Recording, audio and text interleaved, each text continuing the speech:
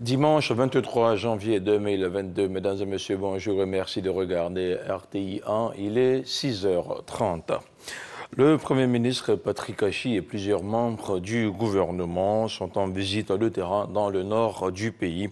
À Kong, le locataire de la primature est allé apporter le soutien de la République aux soldats engagés dans la lutte contre le terrorisme. Patrick Achi a visité des casernes en construction. Il a aussi partagé un repas avec les soldats pour les galvaniser davantage. Toujours dans le nord du pays, le Premier ministre était samedi dans la localité de Kafolo. Il s'est imprégné de l'impact des opérations menées sur le terrain par les forces armées de Côte d'Ivoire pour la sécurisation de la zone. Patrick Achi a aussi procédé à l'inauguration d'une antenne de téléphonie mobile qui devrait contribuer à améliorer le réseau de communication dans la région, une étape suivie par Herman Guibé. En provenance de Ferkessi-Dougou, le Carrefour Nation, direction Kafolo. Plusieurs kilomètres de pistes villageoises à parcourir. De part et d'autre du chemin, un dispositif sécuritaire est bien en place.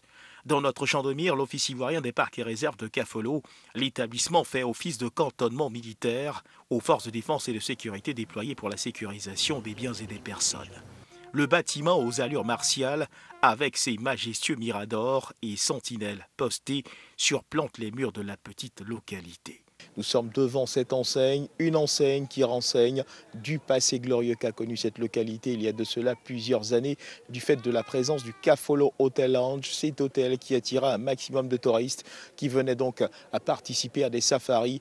En arrière-plan, vous pouvez l'apercevoir, l'entrée du cantonnement militaire que va visiter le Premier ministre Patrick Achi, le chef du gouvernement qui vient donc dans cette localité pour y rencontrer les militaires de ce cantonnement. Ce sera l'occasion pour lui justement de s'imprégner des travaux qui ont été engagés dans le cadre justement de la réhabilitation de ce cantonnement militaire. Ce sera l'occasion pour Patrick Achi de prendre contact avec les hommes en armes déployés dans cette localité. Dans cette zone du pays, à cette période de l'année, c'est l'armatan qui dicte sa loi. Escorté par une cohorte de véhicules militaires, nous prenons la direction de l'aérodrome de Kafolo. Patrick Achi, le chef du gouvernement, vient juste de marquer son arrivée dans la ville. Les honneurs militaires sont exécutés par 3 sections. Un peloton de gendarmerie, 2 sections du groupement tactique interarmes, 4 de Kong, aux ordres du chef de bataillon Mlankwasi Sinclair, commandant du groupement tactique interarmes, 4 de Kong. L'étape que Kafolo consistera à rendre visite à nos forces de défense et de sécurité ici présentes, en compagnie du ministre d'État, ministre de la Défense, pour essayer de leur transmettre les encouragements de son Excellence, Monsieur le Président de la République, et s'enquérir auprès d'eux qu'ils sont dans les conditions qui sont celles que le chef de l'État souhaite et pour lesquelles des moyens ont été mis à disposition. On en profitera pour également visiter des travaux qui sont en cours pour améliorer les conditions de travail qu'elles ont et voir avec eux quels sont les autres éléments sur lesquels ils souhaitent que nous insistions tout particulièrement. Une fois à l'intérieur du cantonnement militaire, un officier supérieur présente au chef du gouvernement Patrick Achi et à la délégation qui l'accompagne le champ des opérations que couvre le cantonnement militaire de Kafolo et les actions menées dans les zones d'action opérationnelle. Une présentation appuyée par le chef d'état-major général des armées, Lassina Doumbia. Le chef du gouvernement a des mots d'encouragement pour ces hommes qui veillent à la sécurisation de cette zone dite sensible aux incursions sporadiques. Prochaine étape de cette visite du chef du gouvernement, l'inauguration d'une antenne de téléphonie mobile qui devrait permettre d'améliorer les communications dans la région du Tchologo et bien au-delà. Dernière articulation de cette visite du Premier ministre Patrick Achi à Kafolo, la visite du nouveau cantonnement militaire de Kafolo, en construction. Des bâtiments qui sortent de terre. Vu les différents essais réalisés sur les briques en terre comprimée, nous avons eu une résistance de 7 mégapascales, ce qui permet de résister aux tirs directs des armes. Nous avons 7 bâtiments. Il y a l'infirmerie, le poste de commandement, le dortoir des officiers. On a 2 dortoirs troupes, une cuisine et le dernier bâtiment est réfectoire et salle télé. Le chef du gouvernement se réjouit de l'évolution des travaux. Ce nouveau site devrait permettre d'accueillir dans de bien meilleures conditions les hommes déployés à Kafolo pour la sécurisation de la zone. Au terme de cette visite, Patrick Achi, le chef du gouvernement, a mis le cap sur Kong, ultime étape de cette visite marathon dans la région du Tchologo. À Tobo, dans le Bunkani, Patrick Achi a procédé au lancement de la deuxième phase du PSGouv 2022-2024. Dans le nord du pays, le projet devrait donner un coup d'accélérateur à l'insertion des jeunes des zones frontalières, et cela à travers un programme qui concerne la lutte contre le terrorisme. La phase 2 qui a été lancée concerne 6 régions frontalières du nord du pays: la Bagoué, le Bunkani, le Folon, le Kabadougou, le Poro et le Tchologo sont concernés. Retour ici à Abidjan, dans la commune de Marcory, un centre médico-social clandestin vient d'être épinglé. Les portes de l'établissement ont été scellées par le service de contrôle du ministère de la Santé, de l'Hygiène publique et de la couverture maladie universelle. Le centre médical-social PMA de Marcory, il faut le rappeler, exerçait déjà depuis une dizaine d'années. L'éclairage de Jean-Marc Adjadji. Marcory-Remblai, boulevard du Cameroun, cité Jean-Baptiste Moquet. C'est dans ce quartier que les éléments de la police sanitaire font irruption en fin de matinée dans le centre médico-social PMA. Après plusieurs mois d'enquête zonale, la consigne est claire pour ses inspecteurs. Ce centre médico-social doit cesser immédiatement ses activités. La raison, fraude et infraction à la législation sanitaire. On est tombé sur cette structure qui était l'une des structures qui avait une autorisation. Donc on est bien content, sauf qu'on n'avait pas encore vu physiquement l'autorisation. Donc on a demandé à ce qu'on le produise. Quand on l'a produit, on s'est rendu compte que oui, c'est une autorisation, mais cette autorisation semblait être une autorisation falsifiée. On a donc procédé à toutes les vérifications et on a constaté qu'effectivement, il s'agissait d'un document falsifié, avec falsification de la signature du ministre de la Santé. Le ministère de la Santé, à travers sa brigade mobile de la police sanitaire, est déterminé à réprimer et sanctionner tous les contrevenants à la loi. Le ministère de la Santé a déposé une plainte sous instruction du ministre contre des personnes, les promoteurs de cette clinique qui ont produit le document. Mais les enquêtes pourront déterminer le nombre et la nature des personnes qui sont impliquées. Encourager le secteur sanitaire privé est l'une des actions du gouvernement. Les promoteurs sont interpellés. Les établissements sanitaires privés aident énormément le système public et soutiennent le ministère de la Santé. Je les remercie d'ailleurs pour ça. Mais ces activités-là, pour le ministère de la Santé, ne peuvent se faire que dans le respect des règles. En Côte d'Ivoire, plus de 70% des établissements sanitaires privés fonctionnent sans autorisation. Soit 3 cliniques sur 10 exercent de façon légale, selon le ministère de la Santé. Autre chose à présent, le comité de pilotage de l'initiative Cacao Côte d'Ivoire-Ghana s'est réuni vendredi à Accra.